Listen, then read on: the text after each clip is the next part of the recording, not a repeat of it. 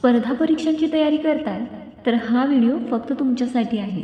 नमस्कार, मी सुषमा स्वागत करते तुमचं माझ्या यूट्यूब चॅनलवर, ज्याचं नाव आहे सायलेंट स्ट्रेंथ विथ सुषमा. मित्रांनो, जिंकल्याशिवाय थांबायचं नाही. मी आज इथे फक्त तुमच्याशी गप्पा मारायला नाही आले, तर एक मार्गदर्शक म्हणून नाही, तर तुमच्यातल्या एका लढवय्याचा आवाज म्हणून. कधी तुम्ही विचार केलाय का की आपण या प्रवासात का उतरलो? घरच्यांच्या डोळ्यातलं स्वप्न पूर्ण करायला की स्वतःचं अस्तित्व सिद्ध करायला? रस्ते खूप आहेत, पण आपण हा काटेरी मार्ग निवडला कारण आपल्याला कधी सामान्य राहायचंच नव्हतं.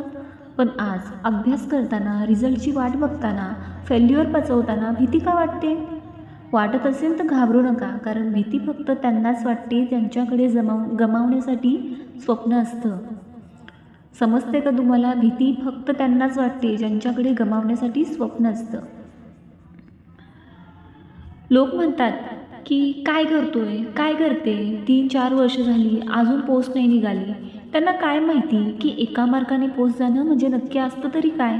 रात्रीच्या वेळी लायब्ररीत बसून डोळे जळत असतानाही वाचन सुरू ठेवणं म्हणजे काय असतं? मित्रांनो, हा संघर्ष फक्त पुस्तकांचा नाही आहे, तर तुमच्या संयमाचा आहे. जेव्हा तुमचे मित्र फिरायला जातात, पार्ट्या करतात, तेव्हा तुम्ही एका खोलीत बसून इतिहासाची पानं आणि भूगोलाची नकाशे रट्टा मारत असता. हा त्याग वाया नाही जाणार. लक्षात ठेवा, ज्या सूर्याच्या तेजाने जगाला उजेड मिळतो, तो सूर्यसुद्धा रोज सकाळी शून्यातून वर येतो. कदाचित तुमचा मागचा अटेम्प्ट खराब गेला असेल, कदाचित घरून आता लग्न कर, नोकरी शोध असं दडपण येत असेल, पण विचार करा, तुम्ही जर आज थांबलात तर तुमची आजवरची मेहनत शून्य होईल. अपयश म्हणजे फुलस्टॉप नाही, तो कॉमा आहे, असं थॉमस एडिसननं म्हटलंच होतं की. आणखी तो काय म्हणाला होता की मी हरलो नाही, मी फक्त 10,000 असे मार्ग शोधले की जे काम करत नाहीत. तुम्हाला फक्त एकच मार्ग शोधायचा आहे, तो तुम्हाला तुमच्या ध्येयापर्यंत घेऊन जाईल. आता तुमच्याकडे 2च पर्याय आहेत. एक म्हणजे रडत बसायचं आणि नशिबाला दोष द्यायचा, आणि दुसरं म्हणजे उभं राहायचं, स्वतःच्या चुका शोधायच्या आणि दुप्पट वेगानं धावायचं. मित्रांनो, निवड ही फक्त तुमची आहे.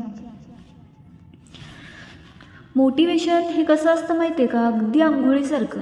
रोज घ्यावं लागतं, पण मोटिवेशनने पोच नाही मिळत. ती मिळते शिस्तीने. ती मिळते कशाने? शिस्तीने आणि सातत्याने. ज्या दिवशी अभ्यास करायचं कंटाळा येईल ना, त्या दिवशी फक्त एवढाच विचार करा की माझा स्पर्धक या क्षणी अभ्यास करत असेल. ज्या दिवशी वाटेल की आता सोडून द्यावं, त्या दिवशी आपल्या आईच्या हातावरील भेगा आणि बापाच्या अंगावरचा फाटलेला शर्ट आठवा. अभ्यासा कधी ओझं म्हणून नका करू, तर ती एक संधी समजा. तुम्ही प्रशासनात गेल्यावर हजारो लोकांचं आयुष्य बदलणार आहात. मग तुमचं आयुष्य बदलण्यासाठी एवढी मेहनत तर घ्यावीच लागेल ना. कल्पना करा, निकाल लागलाय, PDF मध्ये तुमचं नाव दिसतंय आणि तुमच्या नावापुढे ती पोस्ट लिहिली आहे. आईच्या डोळ्यातील आनंद अश्रू तुम्हाला दिसत आहेत आणि वडील अभिमानाने सांगतायत की हा माझा अधिकारी मुलगा किंवा मुलगी आहे. तो क्षण जगण्यासाठी आज घाम तुम्हाला गाळावाच लागेल. रडणं सोपं आहे, पण लढणं महत्त्वाचं आहे. जगाला तुमची मेहनत नाही दिसत, जगाला फक्त तुमचा निकाल दिसतो. त्यामुळे शांतपणे कष्ट करा आणि तुमच्या यशाला आवाज करू द्या.